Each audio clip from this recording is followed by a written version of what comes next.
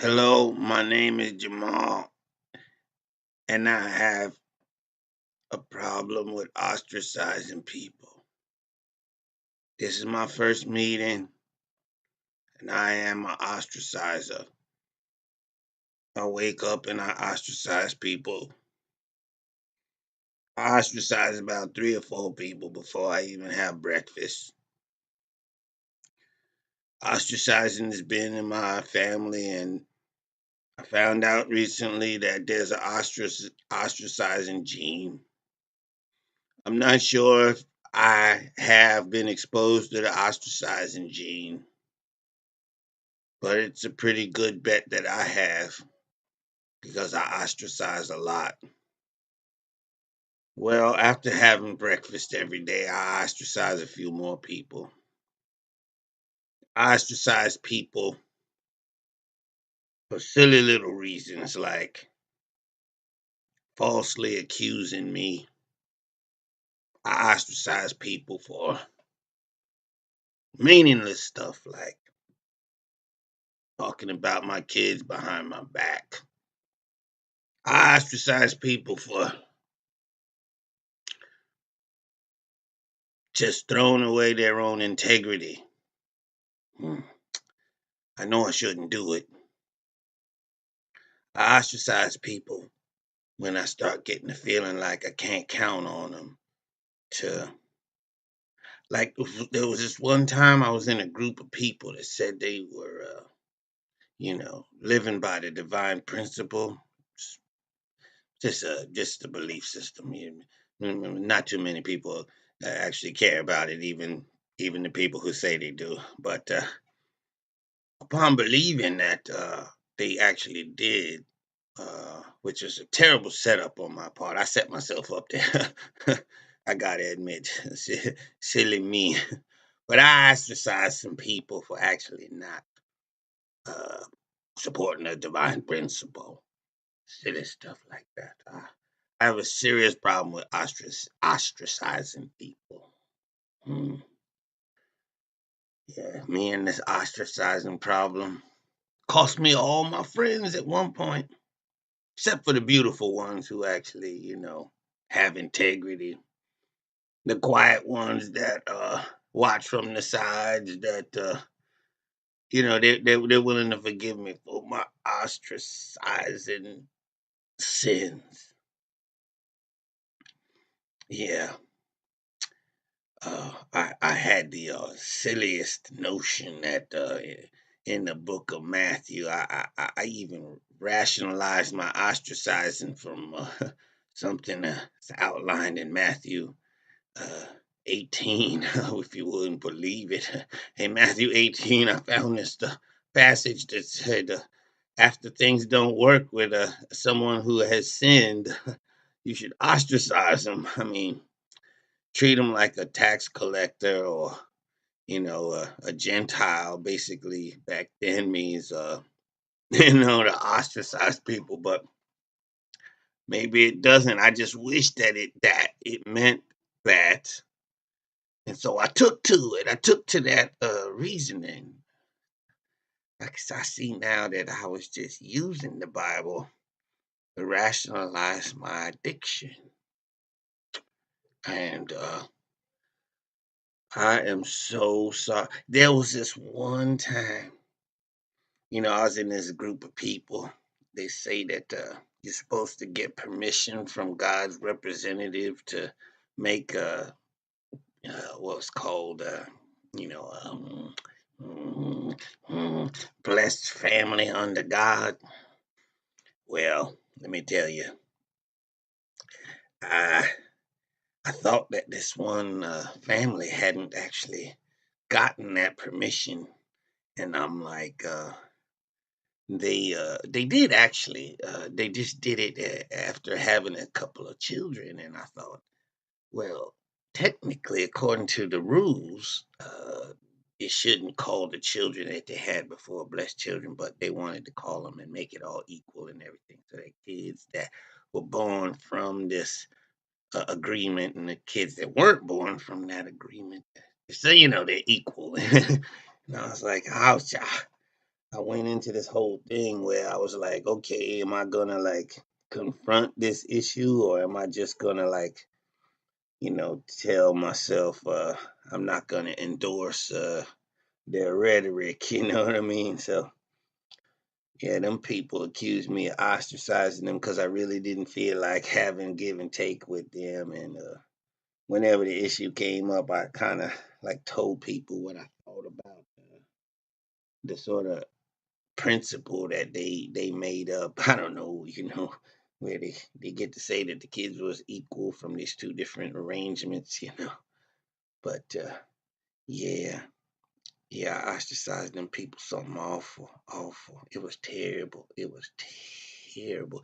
There's this one man, my pastor told him, my pastor told him, okay, now I'm going to give you permission to marry this girl a few months from now, but now you got to be careful. You shouldn't be touching each other. You're going to have to watch your hands. And wouldn't you know it, that dumb boy just went in that bedroom with that girl and he touched all over that girl. And I was like, you know, if I said to it failed this boy, then he had the nerve to keep talking to, some other young ladies and like in my face, like, you can't do nothing about it. Like I'm gonna, get inside this girl's heart and, do my game all over again. I was like, oh boy, oh boy. So I had a whole bunch of young people that I didn't want to get hurt. Would you believe it? I caused them to follow me into ostracism. Oh, the pain and the embarrassment of me having to confess that I'm such a terrible ostracizer. It was just one time. It was this woman who, she kept, you know, demonizing me for, actually, trying to do what my pastor said in my own way. So, I just decided not to talk to her. And my pastor said to me, "Hey, what's going on with you and that lady? I hope things are okay." And I said to him, I said, "I don't even talk to her no more." It's embarrassing, right?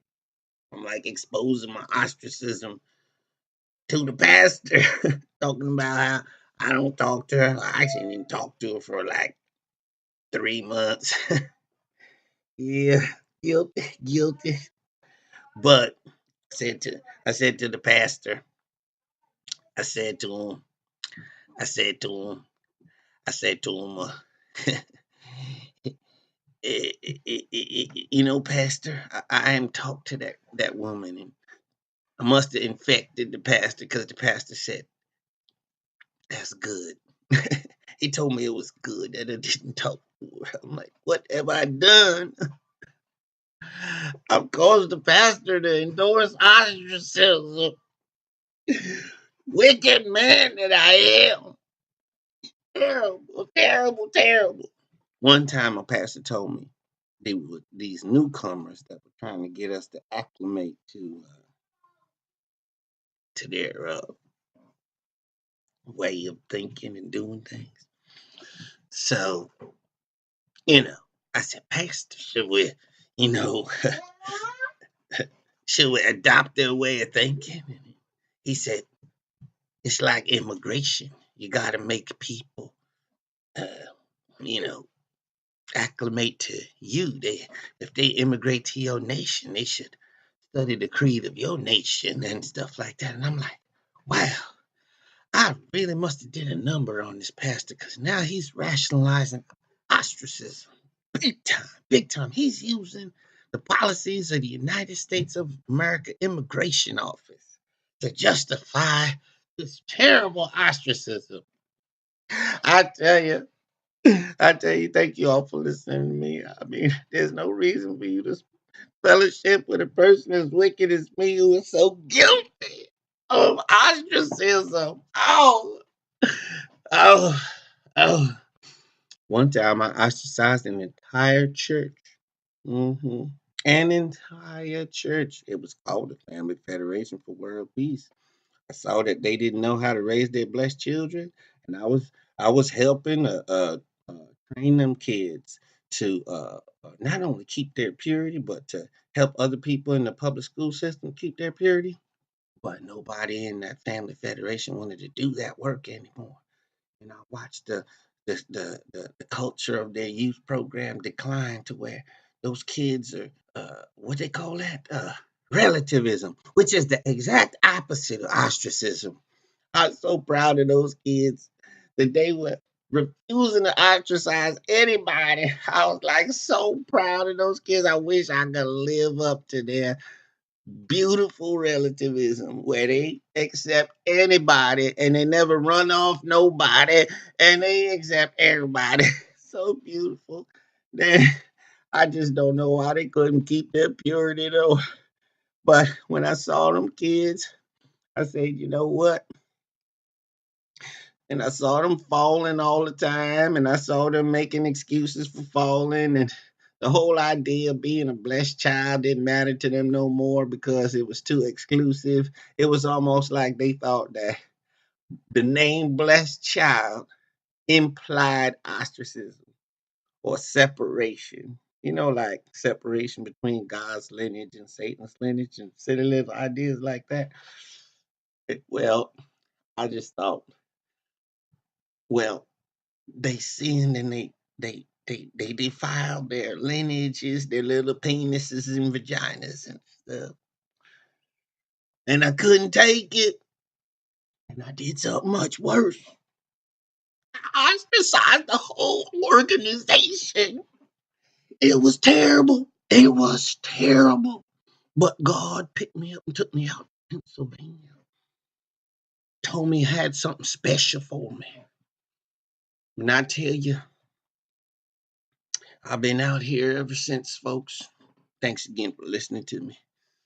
I love coming to Ostracizers Anonymous meetings. But, in closing, in closing, I'm starting to deal with strong urges to, do, you know, binge. I just might ostracize a whole bunch of people that don't want to keep their own principles. Tell me that there's forgiveness somewhere in this universe for me. That I might actually think I'm gonna ostracize a whole bunch of people again. It doesn't even matter. It doesn't even matter. That other organization, they collapsed.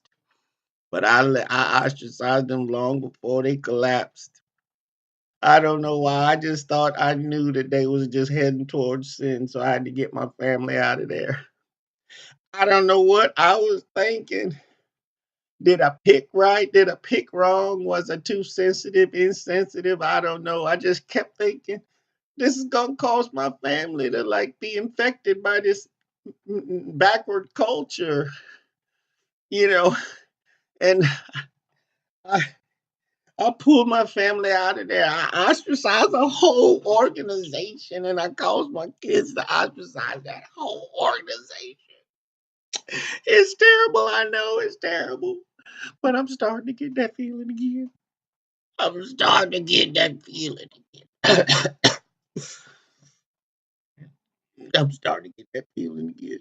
And I don't know what I'm gonna do. I don't know what I'm gonna do. I come to this meeting, y'all. The Ostracizers Anonymous to get help. You understand? To get help. Because these people.